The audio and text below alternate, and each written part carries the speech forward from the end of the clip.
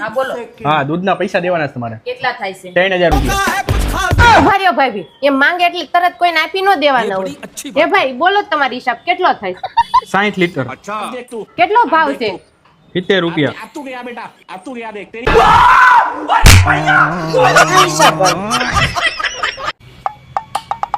Mummy કંટાળો આવે છે. કંટાળો આવે છે. ઊભો રહેજે. સેલિકા આ તને વાંદરી કહેશે. તમે શું ક્યાં આવો તમારે 2 મિનિટ વાત કરવી આવો તો કે હું આમ દાદા 3 કડક તો નીકળી જાય.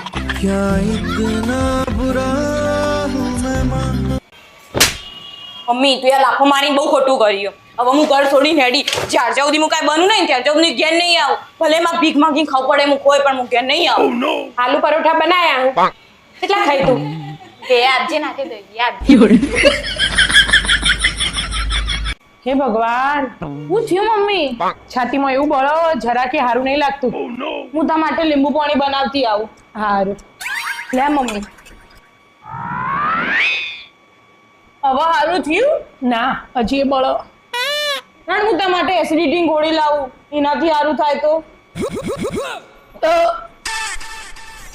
લે મમ્મી ગોળી. મમ્મી તું એ ગોળી લીધી હે ને તે ઘડીક વાર આરામ કરી લે એટલે સારું થઈ જશે.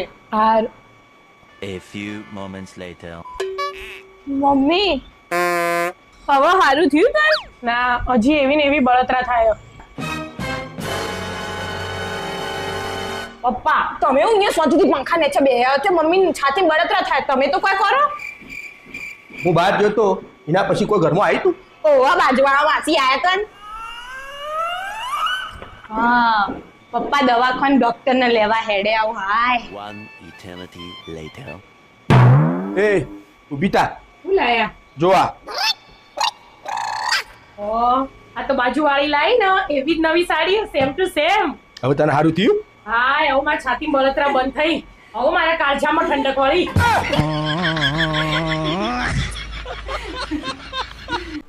અહીં તમને કહું હા મને બહુ ગરમી થાય છે એસી ફિટ કરાવી દો ની.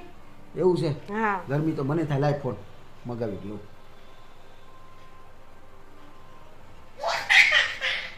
હાલો આ 1 ટનનું એસી મોકલાઈ દેજે ને.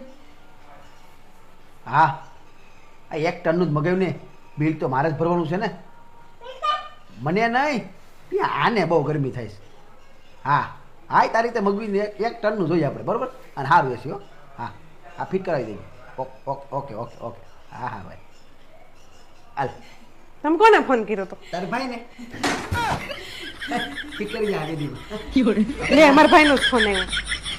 હાલો ના ના ના ના મને કઈ ગરમી નથી થતી ભાઈ.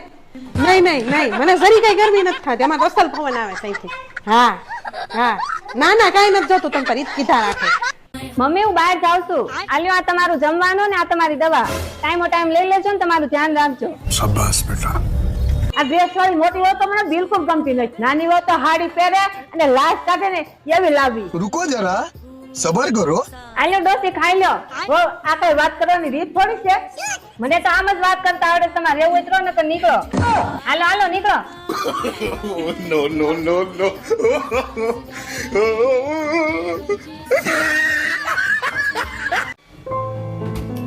આ મેં ફ્રીજ લીધું ને એના 5 વર્ષ થઈ ગયા. હમણાં આનું કુલિંગ આવતું બંધ થઈ ગયું એટલે મેં કંપનીમાં કમ્પ્લેન કરી તો માત્ર 24 કલાકમાં કંપની વાળો ઘરે આવીને રિપેરિંગ કરીને ગયો. અને આ ટીવીના 3 વર્ષ થયા છે. હમણાં એની આ ડિસ્પ્લે ઉડી ગઈ તો મેં કંપનીમાં કમ્પ્લેન કરી તો માત્ર 12 કલાકમાં કંપની વાળો રિપેરિંગ કરીને ગયો. એટલે કંપની વાળા કોઈ પણ એમની વસ્તુ આપે છે તો રિપેરિંગ કરીને આપે છે. પણ અમુક એવી આપણા ઘરમાં વસ્તુ આવી જાય છે ને ત્યારે રિપેરિંગ જ નથી થતી. અને આપણે કંપનીમાં કમ્પ્લેન કરવી તો અમુકના એમ કે તમારો જ વાંક છે. કેમ કઈ બોલી નહીં? એમ તમે કે તઈ સાચું જોઈને એમાં થોડું ખોટું હોય. હા એમ ડન.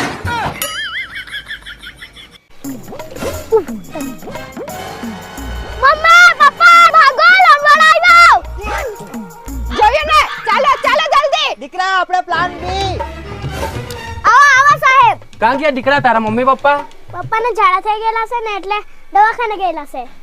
લે દીકરા ચોકલેટ સાચું બોલતો. ચાલો લઈ જાઓ.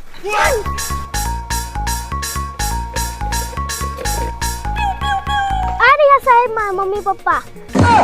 ઉતરી નીચે ઉતર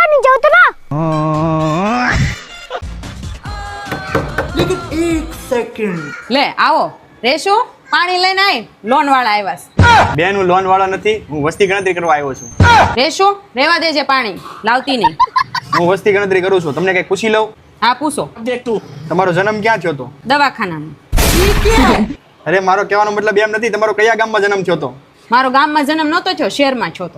અચ્છા, તો તમે ગામમાં નહોતા રહેતા અને શહેરમાં રહેતા હતા, એવું છે એમ ને? નહીં નહીં હું શહેરમાં નહોતી રહેતી, હું નાનપણથી ગામમાં જ રહેતી હતી. તમે હમણાં કીધું ને મારો શહેરમાં જન્મ થયો છે. ના ના એ જન્મ છો ને એ હોસ્પિટલ શહેરમાં હતી. અરે એ બધું મૂકો, તમારા ઘરમાં કેટલા વ્યક્તિ છે? અમારા ઘરમાં 7 વ્યક્તિ છે. અચ્છા, તો હું 7 લખી નાખું છું. નહીં નહીં નહીં નહીં 7 નહીં લખતા, 6 જ લખજો. કેમ? કાલ મારા બેનના લગ્ન છે એટલે એ વહી જશે એટલે 6 જણા થા. કાંઈ નહીં, હું 6 લખી નાખું છું. નહીં નહીં નહીં નહીં નહીં 7 જ લખો તમે. પણ કેમ? કાલ મારા ભાઈ નહીં લગ્ન છે, પછી મારા ભાઈ બી આવે ને એટલે અમે 7 જણા થઈ જાય. તો મારે જનગણના નથી કરવી, તમારી ત્યાં કોઈ બીજો અધિકારી આવશે. ગમે એ અધિકારી આવે, હું થાશું હશે ને એ જ કરશું. સાંભળ, તારો પતિ તને ગિફ્ટ આપે, બીજાના પતિ હશે જે એની વાઈફને ગિફ્ટ આપે, સરપ્રાઈઝ આપે, અને એક મારો પતિ છે જે મને આખો દિવસ જ્ઞાન જ દીધા કરે. Pay pay pay pay pay pay pay pay pay pay pay pay pay pay pay.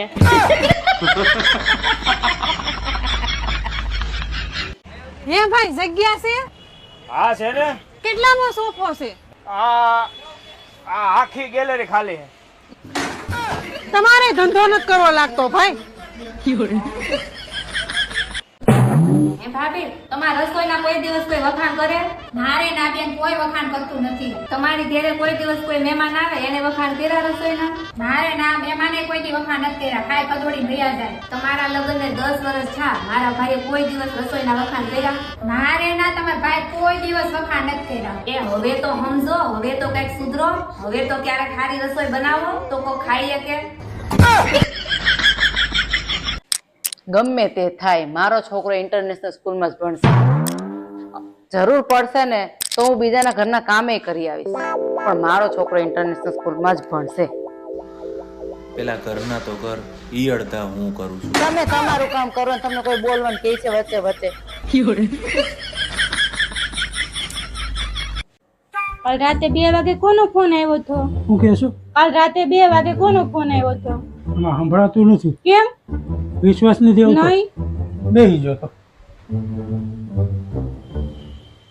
કાલ રાતે મારા પાકીટમાંથી 1500 કોને કાઢ્યા? તમે હાચું બોલો છો, મને કાંઈ સમજાતું નથી. એ જેઠાલાલજી ઓમાં ઓય કામ ક્યાં બોલો ને? આ લાકડો ઉપડાવજો.